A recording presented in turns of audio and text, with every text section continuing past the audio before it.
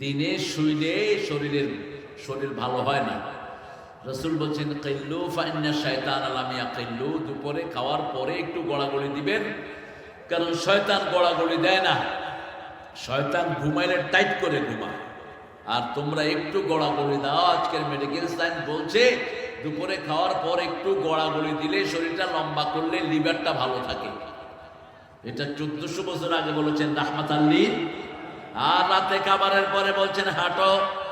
ইযা কুদ্দিমাল আশা ওয়াল ইশা ফাকাদ্দিমুল আশা। রাসূল হাদিসের বর্ণনায় বলছেন রাতের খাবার আর এশার নামাজ যদি একত্রিত হয়, তোমরা আগে খেয়ে নাও, তারপরে নামাজে যাও। এশার নামাজ দাঁড়িয়ে গেছে, খাওয়া এসেছে কোনটা আগে? রাতের খাওয়া আগে। আগে খেয়ে নাও, তারপরে নামাজে যাও। 3 নম্বর রাসূল 3-4টা সূরা পড়তেন। প্রথম পড়তেন কুল আলহামদুলিল্লাহি রাব্বিল আলামিন। থেমে থেমে পড়বেন। আমাদের দেশে তারাবিতে যেই পড়া হয় এদেরকে আল্লাহ লানত দেয়। এত দৌড়ায়, ওর সাথে ট্রেনে দৌড়িয়ে পারে না। নিষেধ। সূরা মুজাম্মিলের প্রথম আয়াতে আল্লাহ বলছেন ওয়ারাত্তিলিল কুরআনা তারতিলা। দ্বিতীয় আয়াতে বলছেন কুমিল লাইলি ইল্লা কালিলা নিসফাহু ওয়া বিনকুস মিনহু কালিলা আও জিদ আলাইহি ওয়ারাত্তিলিল কুরআনা তারতিলা। তোমরা যখন কোরআন পড়বা নামাজে থেমে থেমে পড়ো, আস্তে আস্তে পড়ো, টেনে টেনে পড়ো। মা আয়েশা সহ অধিকাংশ সাহাবী বলতেন রাসূল যখন নামাজে সূরা ফাতিহা পড়তেন এত ধীরে পড়তেন, এক আয়াত পড়ে থেমে থাকতেন। সাহাবায়ে কেরাম মনে করতেন পরের আয়াত রাসূল ভুলে গিয়েছেন, এত থেমে থাকতেন। কারণ আপনি যখনই আয়াত পড়েন আপনার সাথে কথা বলেন কে? আপনি যখন পড়েন আলহামদুলিল্লাহি রাব্বিল, আল্লাহ বলেন হামেদানি আবেদি। ও ফেরেশতারা, তোরা না বলেছি আমার গোলাম কাটাকাটি করবে? এখন তাকিয়ে দেখ আমার গোলাম আমার প্রশংসা করছে। ফেরেশতাদের ছেলে নাই, মেয়ে নাই, পরিবার নাই, বিএমপি নাই, আওয়ামী লীগ নাই, আছে? আছে জামাত ইসলামী, হেফাজত, সর্বনাশ, শর্ষিনা, আট্টশি, চৈত্রশি, কিচ্ছু নাই। ফেরেশতারা সব কার দলের লোক? কার দল? কিন্তু আমাদের মধ্যে দলও আছে ভেজালো। এক দল আরেক দলে দৌড়ায়, কিলাকিলি মারামারি সারা বছর লেগেই থাকে, অসুস্থতা লেগে থাকে, ক্ষেতের কাজ থাকে। তারপরে যখন বান্দা আযানের সাথে সাথে আল্লাহর প্রশংসা করে, আল্লাহ ওই বান্দাকে নিয়ে অহংকার করে। আল্লাহ বলে তাকিয়ে দেখ আমার গোলাম সব সামলিয়ে কি সুন্দর আমার প্রশংসা করছি। আলহামদুলিল্লাহি রাব্বিল আলামিন আর রহমানির রহিম মাজ্জাদানি আবদি। আমার বান্দা আমার বড়ত্ব বর্ণনা করছে। তাহলে প্রথম পড়বো সূরা ফাতিহা। কাউকে ফু দিব কি পড়ে? কি পড়ে? ফু দেওয়ার সময় যদি কোনো জিনের নাম নেয় বুঝবেন তা মুশরিক। কুত্তার নাম নেয়, কুত্তা, ওই যা আসহাবে কাহফের কুকুর, ওই কুকুরের নাম করে ফু দেয় কবিরাজ গুলো, মুশরিক। আল্লাহ ছাড়া কারো নাম বলা যাবে? শপথ করতে হবে কার নামে? আল্লাহর নামে। দেশের নামে শপথ করছি, তুই মুশরিক। বাপের নামে, মায়ের মাথার নামে, বোর মাথায় হাত দিয়ে কসম কাটছি, তুমি মুশরিক। রাসূল বলছেন বুখারী হাদিস, মান আহলাফা বিগাইরিল্লাহি ফাকাদ আশরাক। যারা আল্লাহ ছাড়া কারো নামে শপথ করে এরা মুশরিক হয়ে যায়। আল্লাহ আমাদেরকে হেফাজত করুন। মাজার আছে যেখানে আমরা নাই, মসজিদ আছে যেখানে আমরা আছি। মসজিদে সব নবীরা ছিলেন, আমরাও থাকবো। কোন নবী মাজার দেন নাই, আমরাও মাজার দেব না। মাজার শব্দটা কোরআনেও নাই, হাদিসেও। 3 নম্বরে 4টা সূরা পড়তেন মুহাম্মদ সাল্লাল্লাহু। প্রথম পড়তেন ইন্না আ'তাইনা। পারেন তো এটা?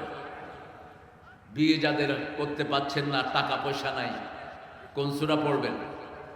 ইন্না আ'তাইনা কাল কাউসার। এক গরীব সাহাবী রাসূলের কাছে এসেছেন, এসে বলছেন ইয়া রাসূলুল্লাহ আমি বিয়ে করতে চাই। রাসূল বললেন বিয়ে করতে চাইলে মোহরানা নিয়ে আসো। তিনি বললেন আমার কাছে কোনো মোহরানা নাই। রাসূল বললেন তোমার কাছে সূরা কাউসার আছে? বলছে আছে।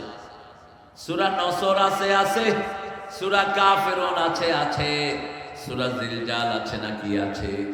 রাসূল বললেন এই চারটা সূরা যার মুখস্থ আছে তার কাছে বিয়ে দিয়ে দাও, তার অভাব দূর করে দিবেন কে? এই চারটা যদি সে তার বউকে শিখায় এটা হলো মহারানা।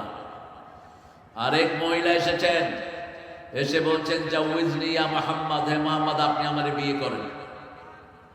রাসূল ছিলেন সবচেয়ে লজ্জাশীল মানুষ, নিচের দিকে তাকিয়ে আছেন। আবার মহিলা বলছেন আমাকে বিয়ে করেন। আরেক সাহাবী পাশ থেকে এসে বলছে হুজুর, বুঝেন নাই? পোলাপান বুঝছে ঠিকই, মুরব্বীকে বুঝতে একটু দেরি হয়। ইয়া রাসূলুল্লাহ আপনার দরকার না হলে আমি আছি। রাসূল বললেন মহারানা কই? কয় মহারানা নাই, যাও মহারানা জোগাড় করে আনো। মেয়েটা দামি, মহারানা ও দামি, মেয়েটার দাম যা হবে মহারানা তাই হবে। রাসূলের 11 জন বিবির ভিতরে সবচেয়ে দামি ছিলেন মা খাদিজা, ওনার মহারানা ছিল সবচেয়ে বেশি। 19টা ওট ওনার মহারানা, 19টা। আর আমরা খাই যৌতুক। যৌতুক অবশ্য এখানে নাই। হ্যাঁ, কিসের ওয়াজ শুনতে আসছেন ভাই? আগে বইয়ের পা ধরে মাপ চাও। যারা যৌতুক খেয়েছো বিয়ে হয় নাই, তোরা বললাম জিনা উঠতেছে, কোন হুজুর জান বিয়ান? মহারানা নাই, তোর বিয়ে নেই। আল্লাহ ফরজ করেছেন 237 নম্বর সূরা বাকারা, ফরাদতু ফারিদা, মহারানা আমি ফরজ করেছি। সূরা নিসার 4 নম্বর, ওয়াতুন নিসা সাদাকাতিহিন্না নিহলা, সন্তুষ্ট চিত্তে বিবিকে মহারানা আদায় করে দাও। মহারানা যারা দিতে পারবে না, রাসূল বলছেন তুমি রোজা রেখে তোমার যৌবন হেফাজত করো। তোমার বিয়ের দরকার নাই, তুমি রোজা রেখে তোমার যৌবন তুমি হেফাজত করো। আল্লাহ আমাদেরকে বুঝার তৌফিক দান করেন। এই এটা উঠা দাও, এই উঠো।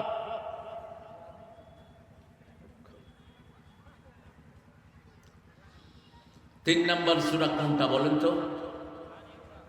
আলে ইমরান। আল মানে কি বলেন? পরিবার। আল মানে পরিবার, ইমরান মানে দুইজন ইমরান। মরিয়ম আলাইহিস সালামের বাপ, তিনার নাম কি? ইমরান। আবার মূসা আলাইহিস সালামের বাপের নাম কি? ইমরান। এখানে বলা হয়েছে ইমরান, মরিয়ম আলাইহিস সালামের বাপের নাম বলা হয়েছে ইমরান। কি নাম? ইমরান। ওনার ফুফা ছিলেন জাকারিয়া আলাইহিস সালাম। ফুফা বলে তো আপনাদের এখানে? হ্যাঁ, বাপের বোনের হাজবেন্ড, বাপের বোনের হাজবেন্ড কি হয়?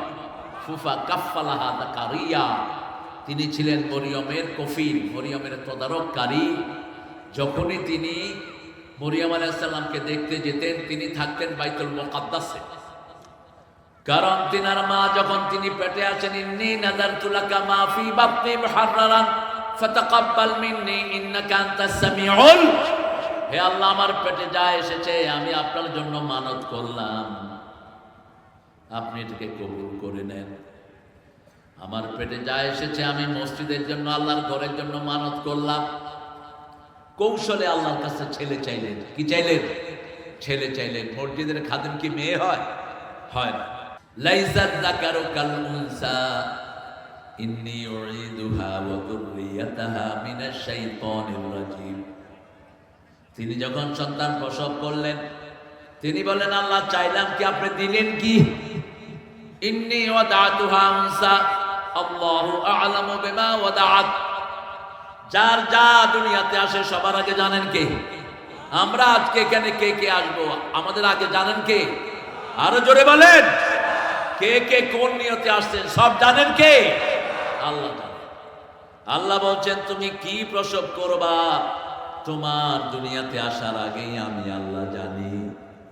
আল্লাহু আ'লামু বিমা ওয়াদাআত। এই বাদামালারে খেদায়ও না, এই কমিটি ছাড়া। এরে অল্প পয়সার পোলাপান একটু বাদাম টাদাম বেচে সমস্যা কিন্তু, এরা তো গরিব হয়েছে হাসিনার চুলের কারণে, ওই ডাকাতদের কারণে এরা গরিব, ঠিক কিনা? এক এক শয়তান হাজার হাজার কোটি টাকা লুট করে নিয়ে গেছে দেশ। এরা খাবে কেমন? শুধু আপনাদের ওই শয়তান 2 লক্ষ কোটি টাকা সরাইছে দেশ থেকে। কি করেছে দেশটা? বাংলাদেশের যে টাকা সরিয়েছে গত 16 বছরে 22 লক্ষ কোটি চলে গেছে দেশের বাইরে। তারপরেও দেশটা ঠিকই আছে, ঠিক কিনা ভাই? ঠিক। কারণ দেশের অধিকাংশ মানুষ কাকে ভালোবাসে? আল্লাহকে ভালোবাসে। আমরা অধিকাংশ মানুষ কার নাম পড়ি? কার নাম? লা ইলাহা লা ইলাহা ইল্লাল্লাহু মুহাম্মাদুর রাসূলুল্লাহ সাল্লাল্লাহু। হিন্দুরাও কার নাম পড়ে বলেন? হিন্দুরা বিপদে পড়লে কারা ডাকে? দুর্গা টুর্গা দেখে না, ভুয়া এগুলো। কয়দিন এদের পূজা অর্চনা করে, এরপর নিয়ে পানি চুবায়া পানিতে থাকে। ফেক। ওদের কলিজার ভিতরে সবার একজনের নাম, তিনি কে? এই জন্য আমরা একটা দাওয়াত দেই। আমরা এখন যারা এখানে উপস্থিত হয়েছি, আমরা এক একজন 10 জন মানুষকে পৌঁছাবো লা ইলাহা মুহাম্মাদুর, আর তাদেরকে মসজিদে নিয়ে আসবো। পারবেন তো? পারবেন তো? আল্লাহ তৌফিক দান করুন। না করলে আপনি কিয়ামতের ময়দানে আসামির কাঠ করা দাঁড়াবেন। হিন্দুদেরকেও দাওয়াত দিবেন, হিন্দুদেরকে নিয়ে আসবেন মসজিদে। চল তোদের মন্দিরও তোরা যাস, আমাদের মসজিদে আস, দেখ কোনটা পবিত্র। মসজিদে আসলে মানুষের মন সাক্ষী দেয় এটার চেয়ে ভালো কোনো জায়গা পৃথিবীতে নাই। কারণ আল্লাহ বলছেন এই সূরা আল ইমরানে 96, ইন্না আউওয়ালা বাইতিন বুদিআ লিন-নাসি লাল্লাযী বিবাক্কাতা মুবারাকা ওয়া হুদাল লিল আলামিন। এই পৃথিবীর প্রথম ঘর আমি মক্কায় বরকত দিয়ে বানালাম, এটাকে আমি হেদায়েতের মার্কাজ করে দিয়েছি। মসজিদে যাবে সে, যে হেদায়েত পাবে, সে মসজিদ হলো হেদায়েতের জায়গা। এই জন্য 5 ওয়াক্ত নামাজ কোথায় পড়বো? মসজিদে পড়বো। কারণ আপনাদের এখানে তো আপনাদের নিশ্চয়তা আছে, পঞ্চগড়ে কাদিয়ানীদের কিছু মসজিদ হয়েছে, ভেঙে দেন। কাদিয়ানীদের মসজিদ, এগুলো মসজিদ না, এগুলো মসজিদে দেরার। যারা সূরা তওবা পড়েছেন, মদিনার মুনাফিকরা রাসূলকে ধোঁকা দেওয়ার জন্য মসজিদ বানিয়েছিল। আল্লাহ রাব্বুল আলামিন বলেছেন ফেরেশতা পাঠিয়ে যে এটা মসজিদ দেরার, ভেঙে দাও এই মসজিদ। কাদিয়ানীরা কাফের, এই ব্যাপারে কোনো সন্দেহ, কারণ তারা আল্লাহকে, আল্লাহর হাবিবকে শেষ নবী বিশ্বাস করে না। তারা বলে শেষ নবী নাকি গোলাম মুহাম্মদ, এই শয়তানটা নাকি শেষ। অথচ সূরা আহজাবের 39 নম্বর আয়াতে আল্লাহ রাব্বুল আলামিন বলছেন, মা কানা মুহাম্মাদুন আবা আহাদিম মির রিজালিকুম ওয়ালাকিন রাসূলুল্লাহ ওয়া খাতামান নাবিয়্যিন ওয়া কানা আল্লাহু বিকুল্লি শাইইন আলিমা। আল্লাহ রাব্বুল আলামিন বলছেন মুহাম্মদ সাল্লাল্লাহু আলাইহি ওয়াসাল্লাম তোমাদের কারো বাপ নয়, কোন স্বাবলম্বী পুরুষের বাপ মুহাম্মদ নয়। ধর্মীয় কারণে কাউকে বাপ ডাকা জায়েজ নাই। রাসূল বলছেন যে নিজের বাপ ছেড়ে অন্যকে বাবা ডাকে সে জাহান্নামী। কোন নবীকে তার উম্মতেরা বাবা ডাকতো? আমাদের দেশে কারে বাবা ডাকে? শ্বশুরকে বাবা ডাকে, এটা হলো ওই বাবা না। কিন্তু সৌদি আরবে কিন্তু শ্বশুরকেও বাবা ডাকে না, সেখানে চাচা ডাকে, আম্মি ডাকে। আমরা শ্বশুর আব্বা ডাকি। তাহলে অন্তত হাদিসের থেকে আমরা কিছুটা সাহায্য রাখবো। রাসূল নিষেধ করেছেন নিজের বাপকে ছাড়া অন্যকে বাবা ডাকা যাবে না। শ্বশুর আব্বা ডাকে, সমস্যা নেই, একটা শব্দ বেড়ে যাক। এই ছেলেরা, এই এদিকে আসো, এই সাইডে আসো। তোমরা ওখানে কেন বাবারা? আসো, এদিকে আসো। ওয়ালাকিন রাসূলুল্লাহ ওয়া খাতামান নাবিয়্যিন, তিনি ছিলেন নবীদের শেষ নবী। ওয়া কানা আল্লাহু বিকুল্লি শাইইন, সব বিষয়ের জ্ঞানী কে? আল্লাহ রাব্বুল আলামিন জ্ঞানী। আমরা সূরা আল ইমরানটা পড়ব, সন্তান চাইব কার কাছে? কার কাছে? নাকি আমাদের বাবারা দিতে পারে সন্তান? বাংলাদেশে কত মুশরিকের জন্ম হয়, কয় কেউ ফিরে না খালি হাতে, খাঁচা তোমার দরবারে। ওই বেটা নিজেরই কিছু দিতে পারে না, মরে গেছে।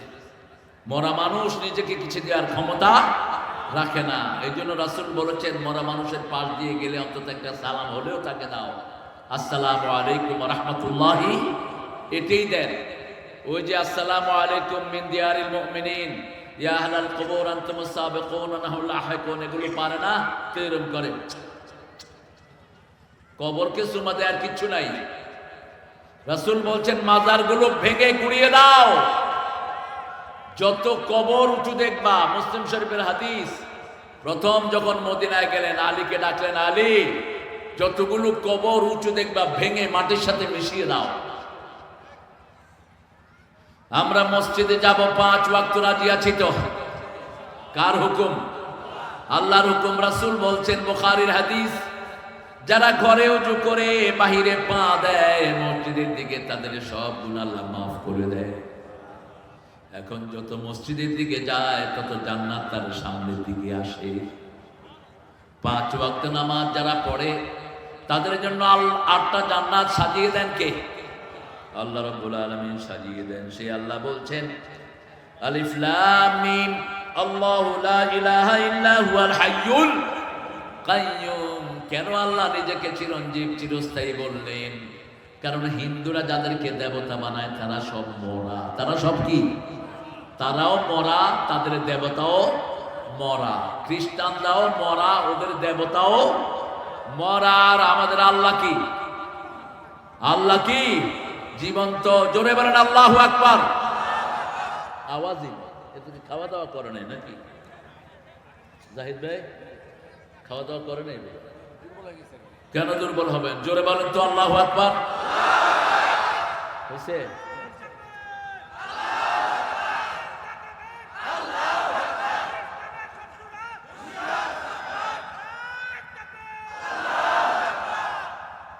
এই তাকবীর দিলে সওয়াব হয় না গুনাহ হয়? হ্যাঁ, কি সওয়াব? ফরজ সওয়াব, তাই নাকি? আর আমার জলসা অনুযায়ী এটা হলো স্টেজের উপস্থিতি। এই তুমি ফোন বন্ধ করো। তোমাদের কি সমস্যা? আসুন, ফোন ধরো না বাবা। তুমি কথা বললো তো এখানে চলে আসে। হ্যাঁ, তুমি কথা বললো তো আমি কথা বন্ধ করে দেবো। আল্লাহ পরিচয় দিচ্ছেন আলিফ লাম মিম, এগুলো কোরআনের মেরিকুলাস ওয়ার্ড অফ অলমাইটি। কোরআন ছাড়া কোনো কিতাবে এরকম শব্দ ইউজ হয়নি, ঠিক না বেঠিক? আল্লাহ বলেছেন এগুলো অর্থ জানেন কে? লা ইয়ালামু তা'বীলাহু ইল্লাল্লাহ, except me you shouldn't try about this. এটা নিয়ে তোমরা চেষ্টা করবা না। যাদের অন্তরে বক্রতা আছে তারাই চেষ্টা করবে। তবে এটা পড়লে সওয়াব আছে না নাই? একটা অক্ষর পড়লে কত সওয়াব? 10 নেকি। আলিফ লাম মিম, রাসূল বলছেন আলিফ লাম মিম। আমি বলি না একটা অক্ষর, আলিফ একটা, লাম একটা, মিম একটা, পড়লেই 30 নেকি হয়ে গেল। পড়েন আলিফ লাম মিম, আলিফ লাম মিম। এখন এই 60টা নেকি আপনাদের হয়ে গেল। আলিফ লাম মিম 90টা নেকি হয়ে গেল। আল্লাহু লা ইলাহা ইল্লা হুয়াল হাইয়ুল কাইয়্যুম। আল্লাহ কোথায় থাকেন? আরশের উপরে। আরশের কোন সূরায় আছে? সূরা তাহা। আর রহমানু আলাল আরশি ইস্তাওয়া। রহমান আছেন আরশের উপরে সমাসীন। যেমন যদি আমি এখনো বলি আমি আছি কোথায়, আপনারা বলবেন স্টেজের উপরে। আপনারা বসে আছেন কোথায়? মাটির উপরে। মাটির উপরে, এটা হলো আসল কথা। আলাল আরশ। কিন্তু তার ক্ষমতা সবখানে আছে না নাই? তিনার চোখ সবখানে আছে না নাই? তিনার কান সবখানে আছে না নাই? পিঁপড়ার পায়ের আওয়াজ আমরা শুনি না, শুনেন কে? আমাদের মনের ভিতরে কি গোপন করি আমরা দেখি না, দেখেন কে? আপনার মন আপনি দেখেন না। মন কোথায়?